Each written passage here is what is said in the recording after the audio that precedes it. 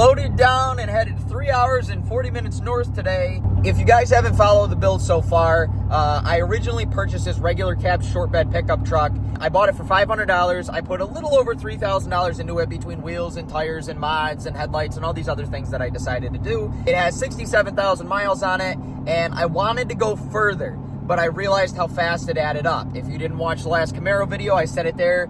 As soon as you start adding cam and springs, installing a shift kit and a rear end and locker and all that stuff, you end up a few $1,000s deep. Now, that being said, I also wanted a two-wheel drive truck. That's what we're going to look at today. We're going to look at a 2004 Silverado half-ton with 97,000 miles on it, a BTR Stage 3 cam and spring kit with a shift kit, a stall, HD 3 to 4 clutches, I believe it has, and a posi rear. The only problem that I see with this truck really is that it's an extended cab. And before you guys click off the video over the fact that this is an extended cab, it is a clean 97,000 mile truck with the $3,000 worth of work that I wanted to do to this one, and it's two-wheel drive. Let's head about 3 hours and 40 minutes north, and I'm gonna meet up with this guy, see what I think of the truck. Hopefully the trade goes through and it's not a waste of an 8-hour day and $100 in gas. All right, man, take it easy. Thank you. Let me know if you ever want to let her go.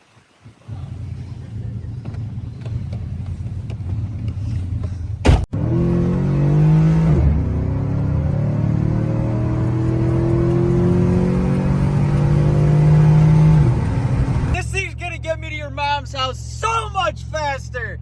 Oh, I'm so hyped that I'm in a cam truck. Ever since I let go of the turbo truck, I missed it.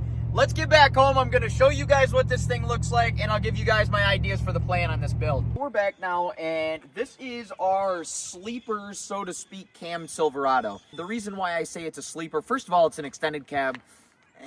Second of all, it doesn't have any tint on it. It has all this body side molding stuff on it that's got to go. Torn off pinstripes. It's got peeling paint on the roof. It looks like a sleeper truck. It's got a dent in the bed and everything. Now, that being said, this truck has the heart of gold that I was looking for in my last truck. Take a look underneath at the frame of this truck.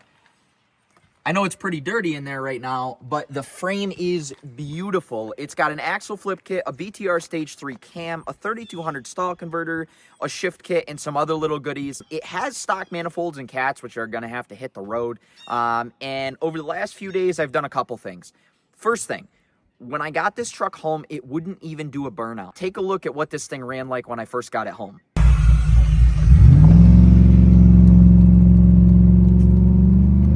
It wouldn't even do a burnout, which was so disappointing to me. If you have a cam, a stall, 410s in the rear, your truck should do a burnout. I don't care who you are. And that video that you just saw was on wet pavement.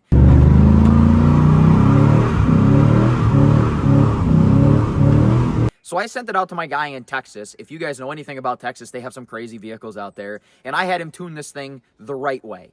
And this runs 10 times better. If I had to give you guys a butt dyno estimate, I'd say probably about 40 horsepower difference, and it no longer bogs down low like it should. It was running on very close to stock timing. It was running on the stock volumetric efficiency table. It had a bunch of nannies in it. We don't need any of that. It does have a hole in the cab corner there, which I may fix or I may not fix. The rockers are pretty much solid overall, although I did notice one spot. Aside from the fact that I've been using this thing as a work truck the last few days, the interior is super nice. I mean, the seats aren't ripped. They're still very plush and pliable. It doesn't smell like mice. It's got all-weather floor liners in it. Surprisingly, both back doors do open. Again, don't mind any of that.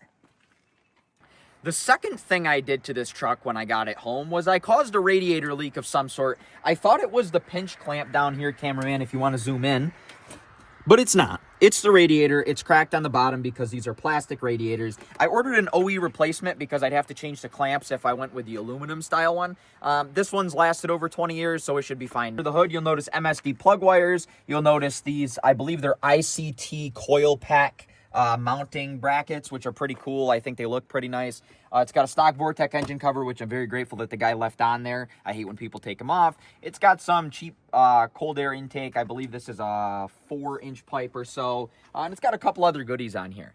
But I'll stop yapping. Let's get in this thing and go for a little drive. I'm going to take it easy because the radiator's dripping pretty good at this point. But I'll give you guys a little pull, a little idle clip, because I know that's what you guys are here for. And then you guys will see the mods that I want to do in the next video, because this was more of just picking the truck up and having a little fun with it.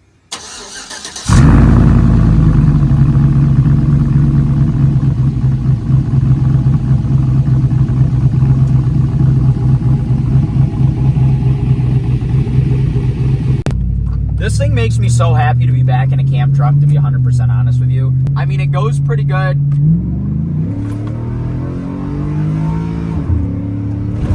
Woo! Makes me super happy to be back in something that's quick. If you guys didn't watch the little turbo truck series I did a while back, that thing just turned into a huge money pit, but it was one of the most fun money pits I've ever owned. And I've been wanting a cam street truck sort of sleeper thing ever since. That truck was as sleeper as it got. I'll show you guys a picture of it, and I'll show you guys a little video.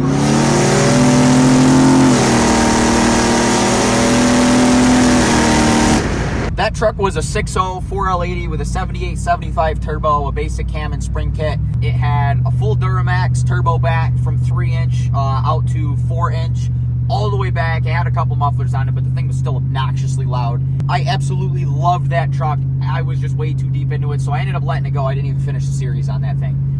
This, on the other hand, is just a little 4.8. It screams pretty good, and to be honest with you, I've been dailying it the last few days, and as soon as I put a radiator in it, I'm just going to keep dailying the thing. It is a ton of fun. It's very basic. I get like 10 to 12 miles to the gallon in this thing versus the 6 that I could barely pull on the highway with the turbo truck. It seems as if we have irritated somebody in this F-150 here from laying a little patch in town, in suburban neighborhoods in Mexico. I don't know who that was. Do a little second gear pull here.